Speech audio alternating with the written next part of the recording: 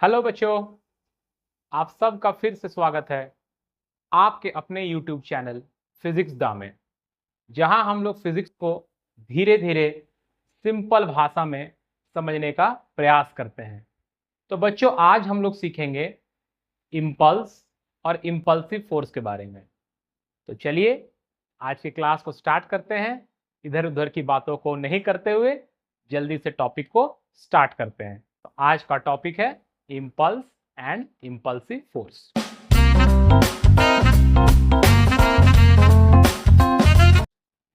तो बच्चों, ये इम्पल्स क्या होता है? देखिए, ये जो वर्ड है इम्पल्स,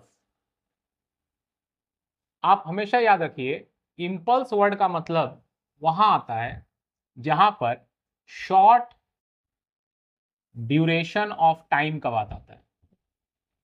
ठीक है, शॉर्ट ड्यूरेशन ऑफ टाइम का बात आता है। टाइम अगर बहुत शॉर्ट होगा तो वहां हम लोग इम्पल्स का बात करते हैं, शॉर्ट ड्यूरेशन ऑफ टाइम। ठीक है, जैसे फॉर एग्जाम्पल आपके पास एक रैकेट है, ठीक है, और एक बॉल उस रैकेट की तरफ आ रहा है, तो आप उस बॉल पर फोर्स लगाते हैं और वो बॉल अपना डायरेक्शन चेंज करके मूव कर लगता है। तो बच्चों, इस एग्जाम्पल में जो कि आपका एवरीडे लाइफ में होता है, या एक बैट से आप बॉल को स्ट्राइक करते हैं, या एक बॉल एक दीवार पर जाकर जब स्ट्राइक करके रिबाउंड करता है, तो उस समय क्या दोनों ऑब्जेक्ट के बीच में जो इम्पैक्ट है फोर्स का, वो बहुत देर तक होता है? क्या लगता है आपको? कमेंट में बताएं। क्या फोर्स बहुत देर तक उस ऑब्जेक्ट पे लग रहा है? मतलब इस एग्जांपल में क्या ये रैकेट और ये बॉल बहुत देर तक एक दूसरा के कांटेक्ट में रहता है जब फोर्स लगता है? तो शायद आपका आंसर होगा नो, है ना। बहुत देर तक नहीं रहता है, मतलब जो टाइम इंटरवल है यहां फोर्स का, that is very small, very small. तो उस केस में हम लोग टाइम को कैलकुलेट कर पाना प्रैक्टिकली थोड़ा सा असंभव हो जाता है। तो हम लोग वहां क्या करते हैं, फोर्स और टाइम का कंबाइंड इफेक्ट लेते हैं। फोर्स और टाइम का कंबाइंड इफेक्ट लेते हैं, मतलब इस पर आपने फोर्स लगाया, let force is equal to F. आपने कितना फोर्स लगाया? एफ फोर्स लगाया। और time interval is delta T,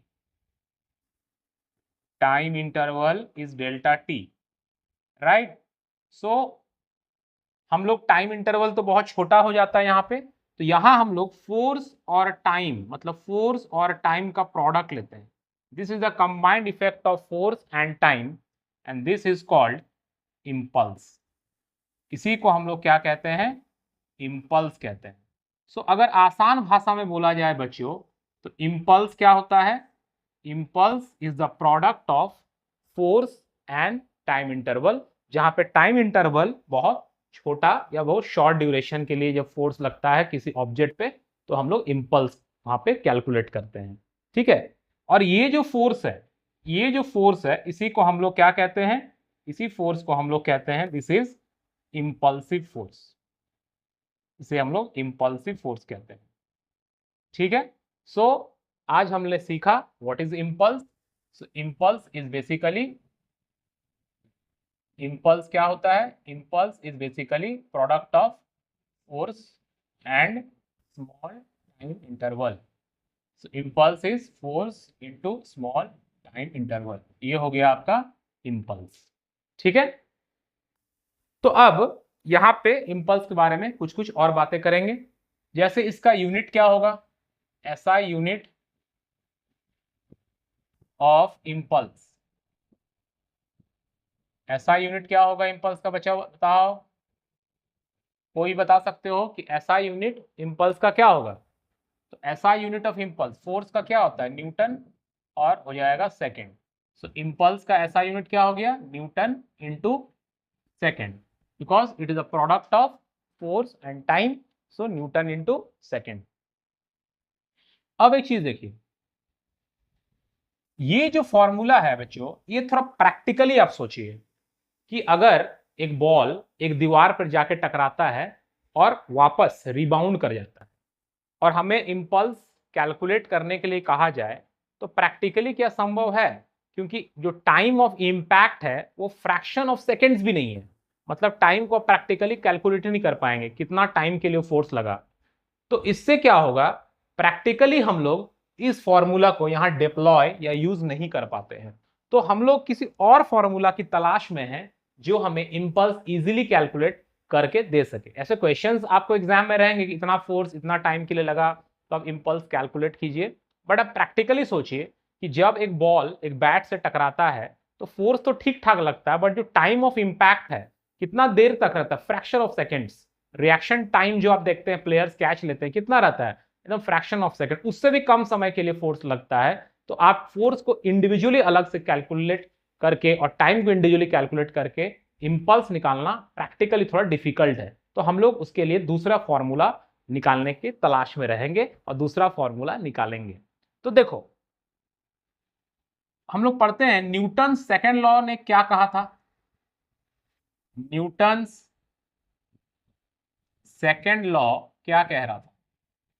Newton second law कहता है कि जो एक्सटर्नल फोर्स किसी ऑब्जेक्ट पे लगता है that is equal to change in linear momentum per unit time. जो एक्सटर्नल फोर्स किसी ऑब्जेक्ट पे लगता है that is change in linear momentum per unit time. So we can write f D T is equal to dp। Correct. Now अब क्या कर सकते हैं हम लोग, इसको यहां पर इंटीग्रेट कर सकते हैं। ठीक है, सो क्या हो जाएगा, इंटीग्रेटिंग एफ डी टी और इधर हो जाएगा integration of dp। Correct. Now इस पहला वाला जो इंटीग्रेशन है इसमें कौन सा क्वांटिटी वेरी कर रहा है, इसमें टाइम वेरी कर रहा है बिकॉज d टाइम के साथ है। So suppose time initial time is t1 and final time is t2। ये दूसरा वाला इंटीग्रेशन है इसमें क्या वेरी कर रहा है, इसमें लीनियर मोमेंटम वेरी कर रहा है। मान लेते initial momentum is p1 and final momentum is p2। So f यहां पर वेरी नहीं कर रहा है तो f इज कांस्टेंट, इसको बाहर कर सकते हैं। इंटीग्रेशन ऑफ dt t1 से लेके t2 equal to integration of dp p1 से लेके p2। जो इंटीग्रेशन जानते हैं वो तो इजीली इंटीग्रेट कर लेंगे, बट बच्चे जब नए नए 11th में आते हैं थोड़ा इंटीग्रेशन और डिफरेंशिएशन में उनको प्रॉब्लम होता है। तो सिंपल देखिए ध्यान रखना है, f तो हमारा कांस्टेंट था इसे हम लोगों ने बाहर कर लिया। अब यहाँ पे इस इंटीग्रेशन में कुछ नहीं है तो हम t का पावर 0 एज्यूम कर सकते हैं, यहाँ 1 है मतलब t का पावर 0 है एंड dt, और इसका वैल्यू t1 से लेके लिमिट जो है t1 से लेके t2 तक जा रहा है। करेक्ट। इक्वल टू यहाँ पर p भी नहीं है 1 है तो यहाँ पर हम p का पावर 0 एज्यूम कर सकते हैं dp p1 से लेके p2 तक। इंटीग्रेशन में क्या होता है कि पावर जो है वो एक बढ़ जाता है, यहाँ पर पावर कितना है 0 तो एक पावर बढ़ जाएगा तो हो जाएगा 1। तो f बाहर में है और इसका इंटीग्रेशन हो जाएगा t, पावर 0 से 1 हो गया तो इंटीग्रेशन t हो जाएगा t1 से लेके t2 तक। यहाँ पर p का पावर 0 है एक पावर बढ़ जाएगा तो हो जाएगा p1 से लेके p2 तक फोर्स, और यहाँ हो जाएगा t2 माइनस t1 और यहाँ हो जाएगा p2 माइनस p1, क्योंकि जब फाइनल इंटीग्रेशन हो जाता है तो हम लोग क्या करते हैं upper limit minus lower limit कहते हैं। तो इस ये क्या है, ये वाला जो टर्म है दिस इज टाइम इंटरवल, जो टाइम को माइनस कर रहे हैं तो क्या बन रहा है टाइम इंटरवल। सो ये हो गया f into delta T force into time interval, और ये क्या बन गया, ये बन गया p2 माइनस p1 मतलब change in linear momentum, change in linear momentum. Now ये आया हमारा फाइनल रिजल्ट। अब देखिए फोर्स इंटू टाइम इंटरवल को हम लोग क्या कहते हैं, फोर्स इंटू टाइम इंटरवल को हम लोग इंपल्स कहते हैं। सो इम्पल्स कैलकुलेट हम कर सकते हैं, impulse is equal to change in linear momentum, change in linear momentum. ठीक है, तो ये डेरिवेशन भी आपके स्कूल के एग्जाम्स के लिए इंपॉर्टेंट है।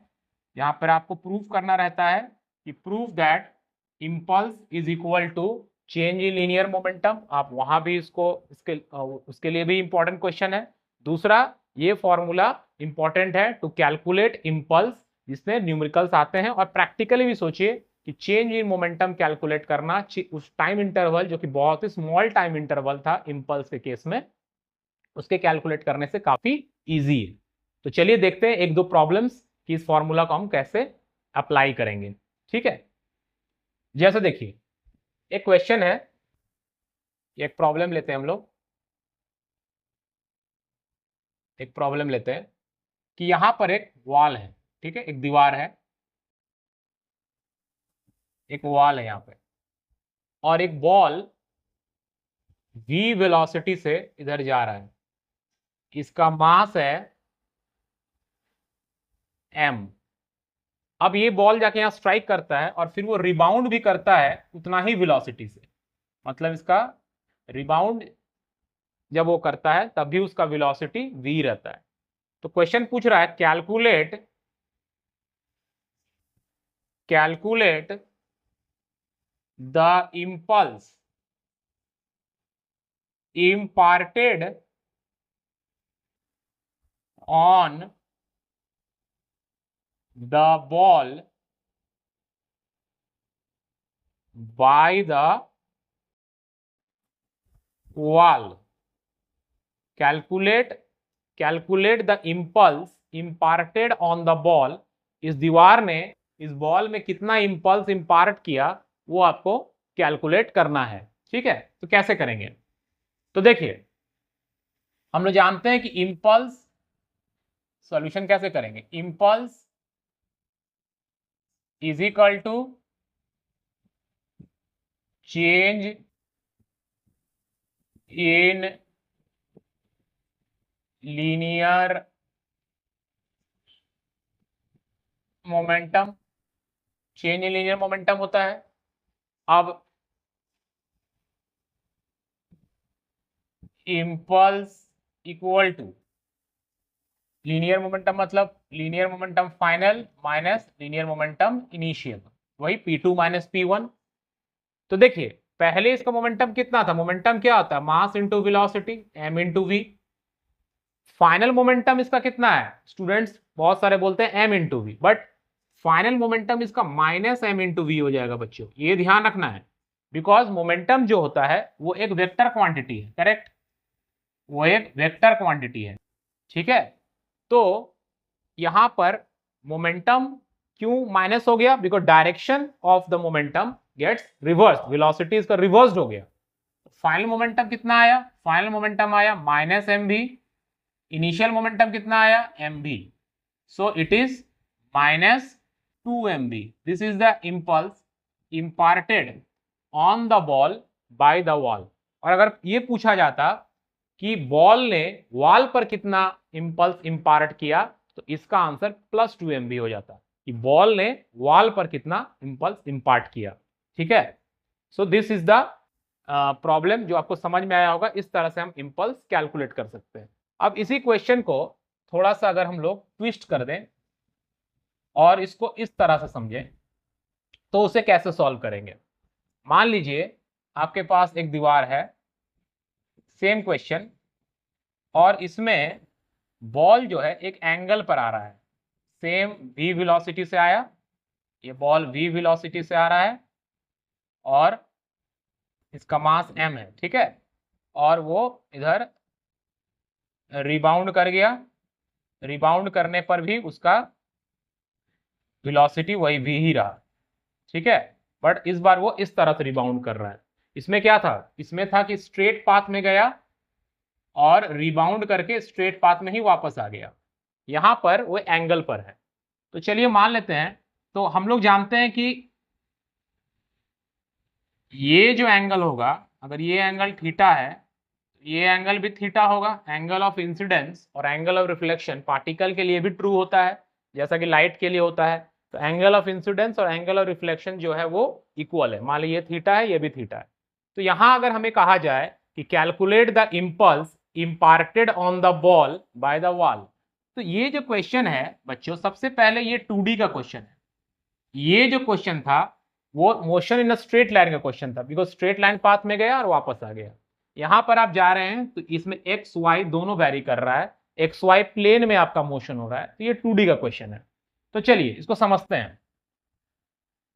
पहले स्ट्राइक करने से पहले वो ऐसे आ रहा था, और ये हमारा एक्स एक्सिस ले लिए, ये हमारा वाई एक्सिस ले लिए, और जो बॉल है वो ये एंगल थीटा बनाए हुए था। पहले स्ट्राइक करने से पहले, स्ट्राइक करने से पहले बॉल ऐसे आ रहा था, एक्स तरफ थीटा बना रहा था। इसको हम थोड़ा सा ऐसे आगे अगर एज्यूम कर ले, इसको भी थोड़ा सा आगे एज्यूम कर ले, तो ये एंगल भी हमारा थीटा हो जाएगा वर्टिकली अपोजिट एंगल से। तो ये एंगल भी हमारा थीटा हो गया। इधर मोमेंटम कितना था, m इंटू वी का मोमेंटम था। तो उसका दो कंपोनेंट आएगा, एक x कंपोनेंट आएगा, एक y कंपोनेंट आएगा। x कंपोनेंट कितना आ जाएगा, एम भी कॉस थीटा आ जाएगा, ये आप लोग जानते हैं। y कंपोनेंट क्या आ जाएगा, एम भी साइन थीटा आ जाएगा। करेक्ट। कैसे आ रहा है, अगर ये आपको समझना है तो ऐसे समझे। ये हमारा एम भी था, ये एंगल हमारा थीटा है, तो हम एक राइट एंगल ट्राइंगल यहाँ कंस्ट्रक्ट कर लिए। ठीक है, ये हमारा एम भी है, तो हाइपोटेनस बाय बेस करते हैं तो कॉस निकलता है, तो इधर आ जाएगा एम भी कॉस थीटा। करेक्ट। और हाइपोटेन्यूज बाय परपेंडिकुलर लेते हैं तो साइन आता है, तो इधर आ जाएगा एम भी साइन थीटा। तो वाई एक्सिस में साइन थीटा आया, एक्स एक्सिस में कॉस थीटा आया। ये क्लियर हुआ होगा। ये था बिफोर कोलिजन, मतलब टकराने से पहले। ये था बिफोर कोलिजन, दैट इज टकराने से पहले। अब अगर हम लोग आते हैं कोलिजन के बाद क्या हुआ, तो कोलिजन के बाद क्या हुआ, ये ऐसे जाने लगा। कोलिजन के बाद ये हो गया आपका x, और ये हो गया आपका y, और ये एंगल हमारा थीटा है अभी। और इधर कितना मोमेंटम लेके जा रहा था, m भी मोमेंटम लेके जा रहा था। ठीक है, अब इसका भी दो कंपोनेंट होगा, इधर आएगा और इधर आएगा। इधर कौन सा कंपोनेंट आएगा, इधर कॉस कंपोनेंट आएगा, m भी कॉस थीटा। इधर कौन सा कंपोनेंट आएगा, साइन आएगा, m भी साइन थीटा। अब आप देखिए, टकराने से पहले, टकराने से पहले इसका एक्स एक्सिस वाला मोमेंटम कितना था, एम भी कॉस थीटा।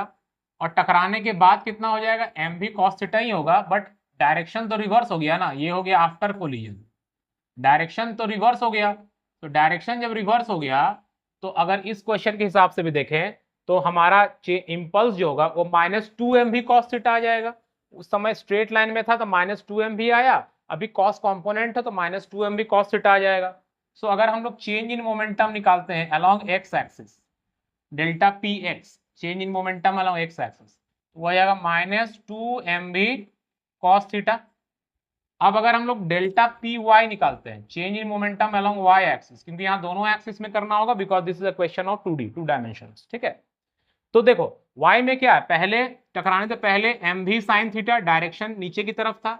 अभी भी एम भी साइन थीटा, डायरेक्शन नीचे की तरफ है, मतलब डायरेक्शन भी रिवर्स नहीं हुआ। इसका मतलब चेंज जो है वो जीरो हो गया, चेंज जो है वो जीरो हो गया। सो इंपल्स जो आएगा that is only change in momentum, and that is only -2m भी कॉस थीटा।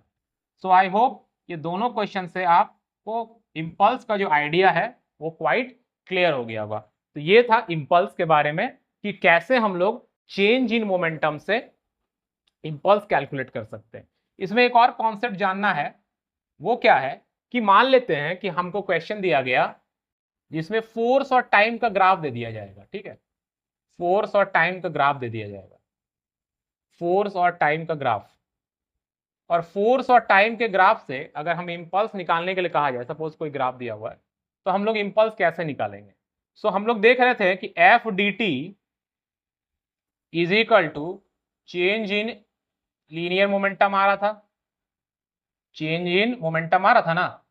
और हम लोग जानते हैं कि change in momentum change in momentum का मतलब क्या होता है? चेंज इन मोमेंटम का मतलब इम्पल्स भी होता है, चेंज इन मोमेंटम मतलब इम्पल्स भी आता है। और इंटीग्रेशन का ज्योमेट्रिकली मतलब क्या होता है?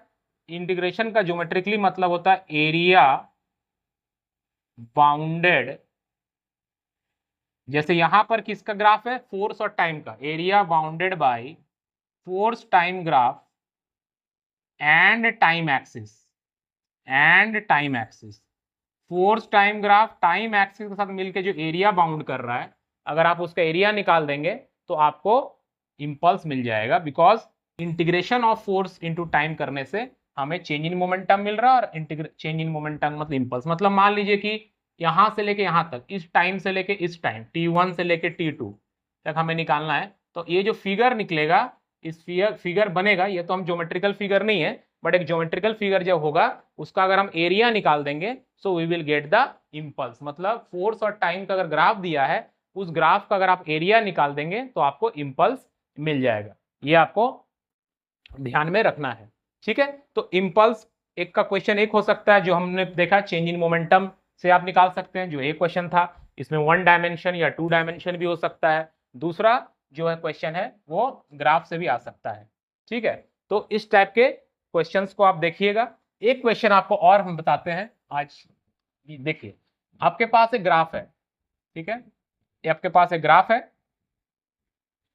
और यहां से वो ग्राफ चल रहा है, ऐसे है एंड ऐसे है, और फिर वो ऐसे है, राइट। इधर x दैट इज पोजीशन दिया हुआ है किसी पार्टिकल का या ऑब्जेक्ट का, और इधर है t इन सेकेंड्स, ठीक है, t इन सेकेंड्स।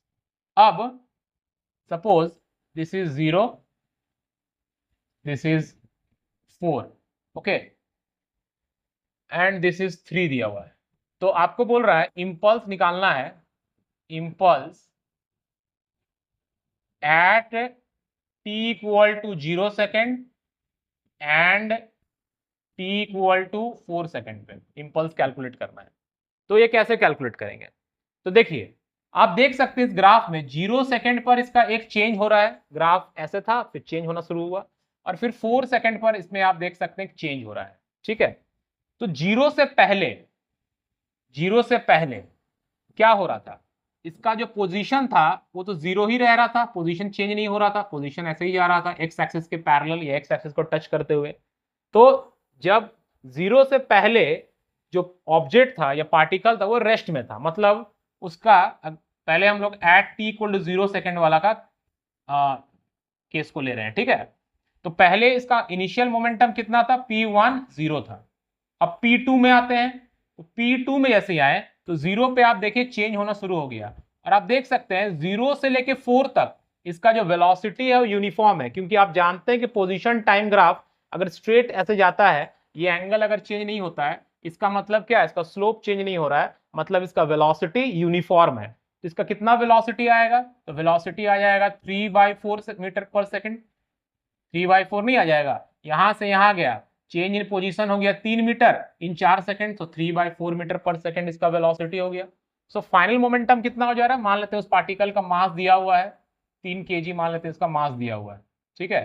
तो what will be final momentum? Mass into velocity, 3 into 3/4, तो कितना हो गया? 9/4, दैट इज 2.25 kg मीटर पर सेकेंड आ जाएगा। सो दिस इज ये क्या आ रहा है? फाइनल मोमेंटम आया, तो इंपल्स क्या हो जाएगा? इंपल्स हो जाएगा change in momentum, that is 2.25 Newton second या केजी मीटर पर सेकेंड भी आप लिख सकते हैं, ठीक है। बात समझ में आया?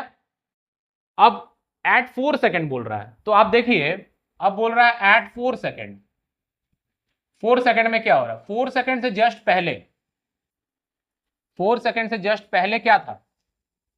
यूनिफॉर्म वेलोसिटी से चल रहा था, और 4 सेकंड में देखिए फिर वो रेस्ट में आ गया। इसका मतलब 4 सेकंड से जस्ट पहले इसका इनिशियल मोमेंटम 2.25 kg मीटर पर सेकंड था, और फाइनल मोमेंटम इसका 0 हो गया बिकॉज रेस्ट में आ गया। तो यहां change in momentum 0 minus 2.25, final minus initial. तो यहां पर इंपल्स क्या हो जाएगा? यहां पर इंपल्स हो जाएगा -2.25 न्यूटन सेकेंड। आई होप कि ये ग्राफ भी आपको क्लियर हुआ, क्योंकि एट देखिए पहला चेंज उसका 0 पे हो रहा है, दूसरा चेंज जो है वो 4 पर हो रहा है, इसीलिए at 0 second and at 4 second calculate करने के लिए कहा गया है। तो ये था ऑल अबाउट इम्पल्स, और इस टाइप के क्वेश्चन इम्पल्स में रहते हैं। आई होप कि इम्पल्स का जो टॉपिक है वो आपको क्लियर हुआ होगा। फिर भी अगर आपको कोई डाउट है आप कमेंट बॉक्स में हमें डाउट पूछ सकते हैं, और हम लोग सभी डाउट्स को सॉल्व करने का पूरा से पूरा कोशिश करेंगे। चलिए मिलते हैं नेक्स्ट वीडियो में। Bye, see you in the next video.